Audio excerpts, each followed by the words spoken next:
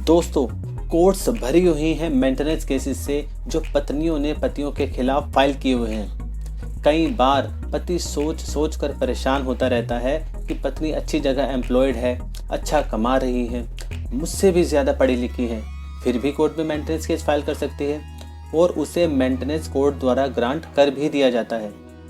दोस्तों, कानून तो यही है कि जो व्यक्ति शरीर से स्वस्थ है और जिसके पास पर्याप्त साधन है उसे अपनी वाइफ, बच्चों और अपने पेरेंट्स को मेंटेनेंस देना होगा अगर वो खुद मेंटेन करने में अपने आप को असमर्थ है। परंतु कुछ खास परिस्थितियों में हस्बैंड की अपनी वाइफ को मेंटेनेंस देने की लायबिलिटी खत्म भी हो जाती है, जैसे जब वाइफ व्यभिचार यानी अडल्ट्री में जीवन जी रही हो या बिना किसी उचित कारण के पति के साथ रहने से इनकार कर दे या जब पति पत्नी आपसी सहमति से अलग रह रहे हों। दोस्तों, कई ऐसी जजमेंट्स हैं जिनमें ऑनरेबल सुप्रीम कोर्ट और हाई कोर्ट ने वाइफ को मेंटेनेंस देने से इनकार कर दिया। अगर आपके केस के फैक्ट्स और परिस्थितियां उन केसेस से मेल खाती हैं और वो जजमेंट्स आप कोर्ट में सही स्टेज पर फाइल कर देते हैं तो आपको भी अपनी वाइफ को मेंटेनेंस नहीं देना पड़ेगा, क्योंकि तब कोर्ट द्वारा आपके फेवर में फैसला आने की संभावना बहुत बढ़ जाएगी। दोस्तों, आपके एडवोकेट के साथ साथ आपकी भी ड्यूटी बनती है कि अपने केस को स्ट्रॉन्ग बनाएं, क्योंकि अंत में मेंटेनेंस तो आपको ही देना है, आपके वकील को नहीं। तो आज इस वीडियो में हम जानेंगे ऐसी 5 लैंडमार्क जजमेंट्स जिनमें कोर्ट का फैसला हस्बैंड्स के फेवर में आया। इन केसेस में या तो वाइफ को मेंटेनेंस प्राप्त करने के अयोग्य पाया गया या उनका मेंटेनेंस अमाउंट कम कर दिया गया।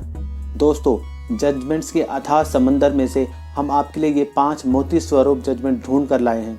दोस्तों, ये वीडियो अंत तक ज़रूर देखिएगा, क्योंकि कौन सी जजमेंट आपके केस में बिल्कुल फिट बैठ जाएगी और आपको लाखों रुपए देने से बचा लेगी, ये आप खुद भी नहीं जानते।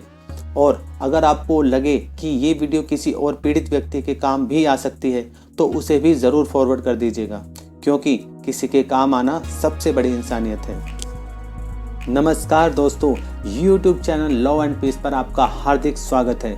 दोस्तों, हमारे चैनल की वीडियो प्रैक्टिकल कोर्ट एक्सपीरियंस पर आधारित होते हैं। अगर इस चैनल पर पहली बार आए हैं तो इसे लाइक और सब्सक्राइब भी कर दीजिएगा, ताकि हर नई वीडियो की जानकारी आप तक पहुंचती रहे और कोई भी इम्पोर्टेंट वीडियो आपसे मिस ना हो। तो चलिए बिना देर किए शुरू करते हैं। पहली जजमेंट जो हस्बैंड्स के फेवर में पास की गई है और ज़्यादातर वकील जो हस्बैंड को रिप्रेजेंट कर रहे होते हैं इस जजमेंट पर रिलाई करते हैं, उसका टाइटल है Damanpreet Kaur versus Indermeet Juneja, criminal revision petition 344/2011 decided by honourable high court of Delhi on 14 मई 2012। इस केस में सबसे पहले मेट्रोपॉलिटन मजिस्ट्रेट का फैसला आया, जिन्होंने डोमेस्टिक वायलेंस केस में पत्नी को मेंटेनेंस प्राप्त करने के अयोग्य पाया। पत्नी ने एडिशनल सेशन जज के सामने मजिस्ट्रेट कोर्ट के ऑर्डर को खिलाफ अपील फाइल की। एडिशनल सेशन जज ने वाइफ को मेंटेनेंस ना देने के मजिस्ट्रेट के ऑर्डर को बरकरार रखा, पर बच्चे के लिए 10,000 रुपये महीने का ऑर्डर भी कर दिया।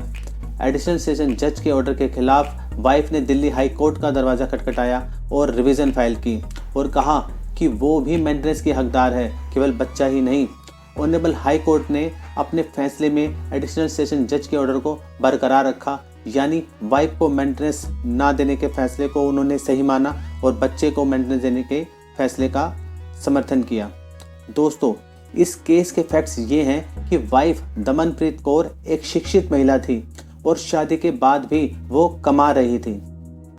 बच्चे के जन्म के बाद भी वो जॉब कर रही थी, परंतु जैसे ही पति से अलग हुई उसने काम करना बंद कर दिया। हालांकि वो उस समय भी जॉब करने में सक्षम थी।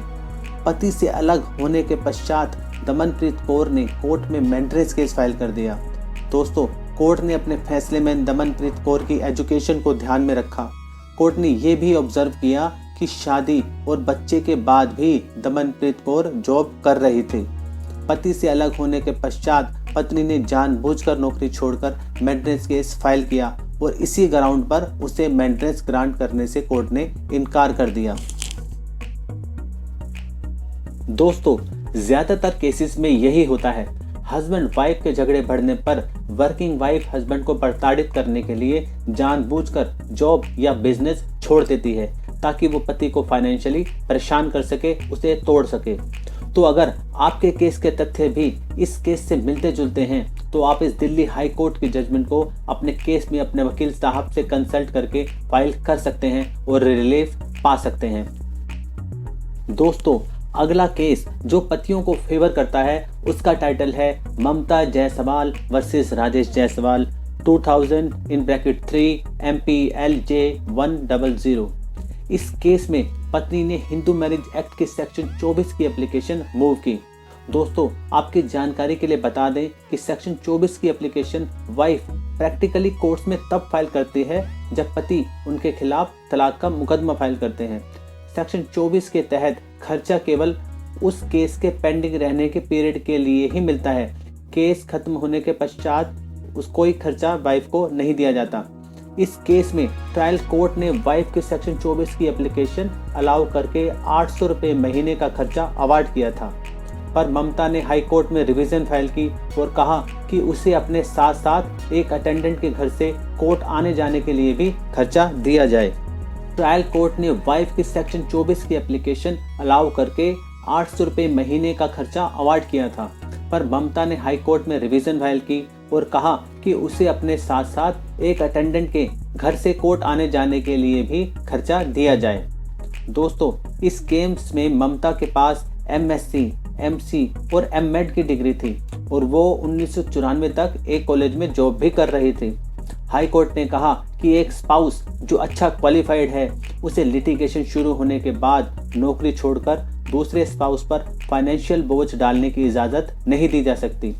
Honourable Madhya Pradesh high court ने आगे कहा कि अगर समाज का विकास करना है तो वेल एजुकेटेड जीवन साथी जो अपनी इच्छा से खाली बैठते हैं और जीवन यापन के लिए कोई साधन नहीं ढूंढते तो ऐसी प्रवृत्तियों को कोर्ट्स को हतोत्साहित या डिस्करेज करना चाहिए। कोर्ट ऐसे लोगों की मदद नहीं करता जो खुद काबिल होते हुए भी नौकरी या इनकम प्राप्त करने की ईमानदार कोशिश नहीं करते। कोर्ट ने आगे कहा कि इस केस में ऐसा प्रतीत होता है कि वाइफ हस्बैंड पर अनावश्यक वित्तीय बोझ डालना चाहती है। इस केस में अटेंडेंट को कोर्ट ने आने जाने का खर्चा देने से मना कर दिया। दोस्तों, ममता जायसवाल की जजमेंट भी मेंटेनेंस केसेस में अधिकतम मामलों में कोर्ट में उन वकीलों द्वारा फाइल की जाती है जो हस्बैंड को रिप्रेजेंट कर रहे होते हैं और ये उनके लिए बहुत ही हेल्पफुल साबित होती रही है। तीसरी इंपॉर्टेंट जजमेंट जो पतियों की मेंटेनेंस केस में मदद कर सकती है उसका टाइटल है अर्चिता अलियास अन्नू सेठ वर्सेस सुनील सेठ क्रिमिनल रिवीजन पिटीशन नंबर 455/2015, जिसे honourable high court of Delhi ने 11 जनवरी 2019 को डिसाइड किया था। ये जजमेंट ज़्यादातर केसेस में बहुत ही हेल्पफुल साबित हुई है क्योंकि ये सेक्शन 125 CRPC से रिलेटेड है और सेक्शन 125 के तहत मैक्सिमम मेंटेनेंस केसेस पत्नियों द्वारा फाइल किए जाते हैं। दोस्तों, आपके नॉलेज के लिए बता दें कि एक वाइफ जिसका डिवोर्स हो चुका है फिर भी वो अपने हस्बैंड से मेंटेनेंस क्लेम कर सकती है। इस केस में हस्बैंड को वाइफ से क्रूएलिटी और डिजर्शन के ग्राउंड पर डिवोर्स मिल गया था और वो फैसला सुप्रीम कोर्ट से अपहेल्ड भी हो गया था।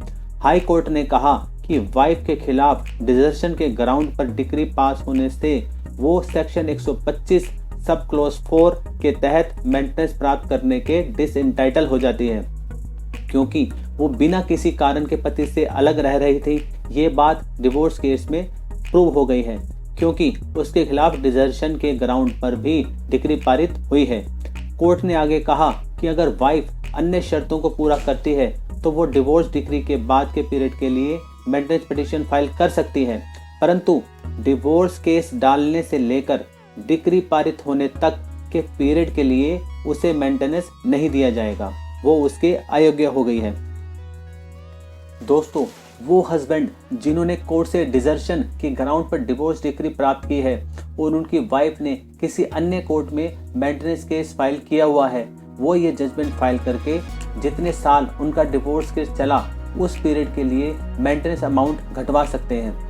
ये सुप्रीम कोर्ट की जजमेंट है जो कि पूरे भारत की हर कोर्ट पर बाइंडिंग है। तो चौथी और बहुत ही महत्वपूर्ण लैंडमार्क जजमेंट है पार्था प्रतिम बसाक वर्सेस अरुंधति बसाक 2007 ब्रैकेट में 4 CHN 1032।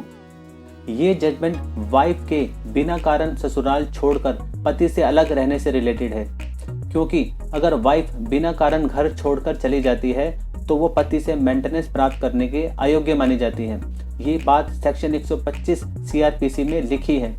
दोस्तों, ज्यादातर केसेस में होता है कि जब तक पति पत्नी साथ रहते हैं तब तक सब ठीक है, पर जैसे ही वाइफ हस्बैंड से अलग होती है, ज्यादातर मामलों में वो ये एलिगेशन लगाती है कि ससुराल वालों द्वारा उसे दहेज के लिए प्रताड़ित किया जाता था, वो कम दहेज लाने के कारण उसे ताने मारे जाते थे, वगैरह वगैरह।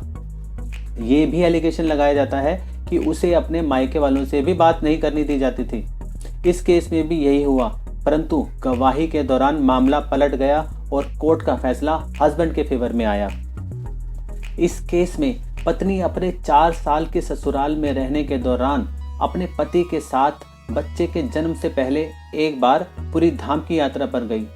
बच्चे के जन्म के पश्चात वो 2 बार पूरी धाम की यात्रा पर गई। वाइफ ने 4 साल में अपने ससुराल में रहने के दौरान एक बार भी दहेज की मांग के रिगार्डिंग पुलिस कंप्लेंट दर्ज नहीं करवाई।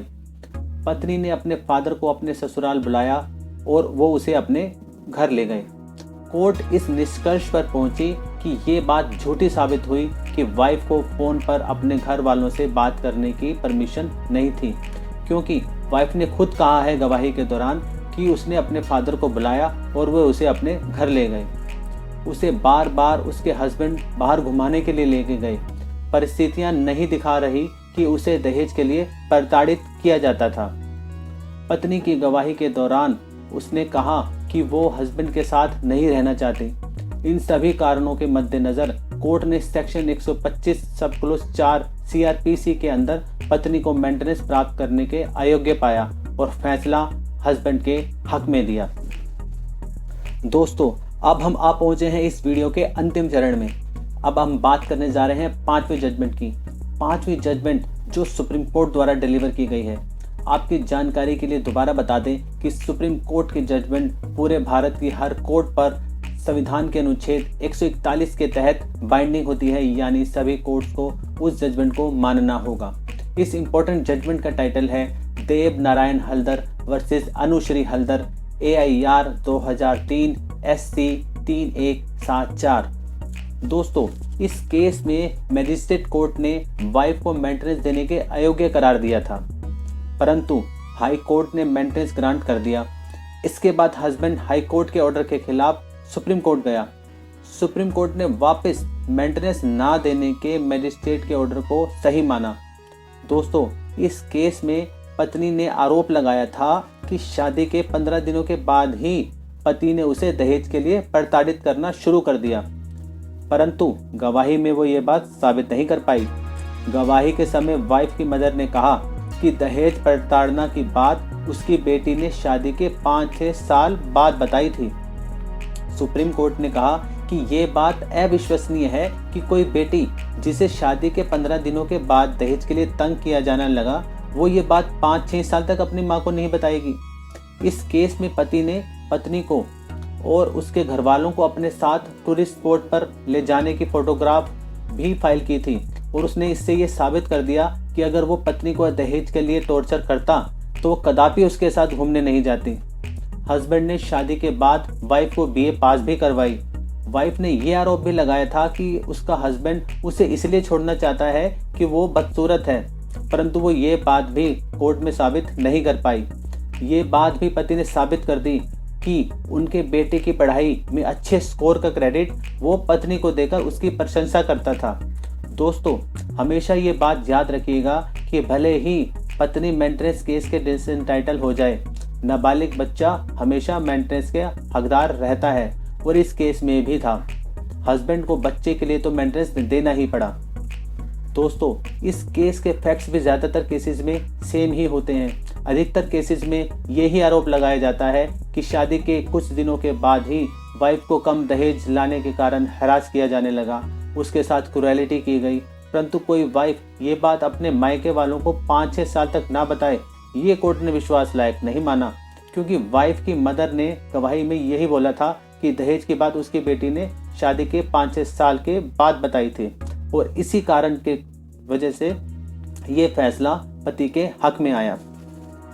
तो दोस्तों, आशा करते हैं कि आपको ये वीडियो में दी गई जानकारी बहुत ही उपयोगी लगी होगी। दोस्तों, कोर्ट्स में अगर आप अपने केस में कोई रेलेवेंट जजमेंट फाइल कर देते हैं तो केस आपके फेवर में होने के चांस बहुत बढ़ जाते हैं और कोर्ट को भी अपना फैसला आपके फेवर में देने का एक ग्राउंड मिल जाता है। तो हमेशा कोशिश करिए ऐसे जजमेंट्स ढूंढने की जिसके फैक्ट्स और सर्कमस्टांसेस आपके केस पर मिलते जुलते हों। तो इस वीडियो में बस इतना ही। दोस्तों, एक वीडियो बनाने में बहुत ही ज़्यादा समय और मेहनत लगती है। अगर मेरी मेहनत ने आपकी नॉलेज में कुछ भी वृद्धि की हो तो कमेंट करके ज़रूर बताइएगा। आपके कमेंट्स हमें और ज़्यादा यूज़फुल वीडियो बनाने के लिए प्रोत्साहित करते हैं। इस वीडियो को लाइक और चैनल को सब्सक्राइब करना भी ना भूलिएगा। आपको किसी और टॉपिक पर वीडियो चाहिए तो कमेंट बॉक्स में मेंशन कर दीजिएगा। इस वीडियो में अंत तक बने रहने के लिए आपका बहुत बहुत धन्यवाद। मिलते हैं आपसे अगले वीडियो में। तब तक के लिए जय हिंद, जय भारत।